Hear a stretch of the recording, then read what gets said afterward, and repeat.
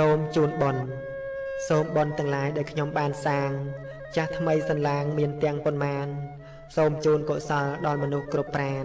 ប្រាថ្នាឲ្យបានការទាន់សាសនាម្យ៉ាងទៀតសូមជូនដល់អ្នកមានគុណទទួលយកបុណ្យទាំងញាតិកាគ្រប់អស់សត្វលោកព្រមទាំងទេវតាសូមបានផល្លានៅធម្មទាននេះសូមបានជួបសុខគ្រប់ជាតិកំណើតសូមកុំឲ្យកើតចិត្តកំណាញ់រិះសូមបានធ្វើទានជាយានជំនិះមានបញ្ញាចេះចំណេះគ្រប់ជាតិកើតជាតិណានាប្រាថ្នាជួបធัวជួបអ្នកស្មោះសរល្អក្នុងមារយាទជួបតែបណ្ឌិតសូមកុំឲ្យឃ្លាតសប្បុរសឯទៀតលុះដល់និព្វានបើកើតជាមនុស្សទោះត្រកូលណាក្នុងក្រុមគ្រួសារកុំឲ្យអន់ឃ្លានជួបកែវទាំង3អាស្រ័យឲ្យទៀនឆាប់ដល់និព្វានតរៀងទៅអងសូមជូនបុណ្យធម្មទានដោយអំណាចនៃបុណ្យធម្មទានដែលយើងខ្ញុំមានចិត្តជ្រះថ្លា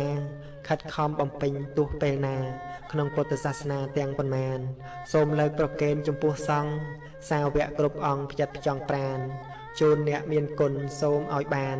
កើតក្តីសុខសាន្តតរៀងទៅព្រមទាំងញាតិមិត្តក្នុងសង្សារទាំងពួកទេវតាកុំសល់នៅសពសត្វទាំងពួងសូមយល់ត្រូវកុំឲ្យធ្លាក់ទៅផ្លូវអវិជ្ជ័យសូមបានក្តីសុខគ្រប់អង្គាមានធម៌រាល់គ្នាទាំងប្រុសស្រីជួបតែអ្នកល្អសុខសួស្តីឆាប់ផុតភព3នៅពានងសូមអនុមោទនា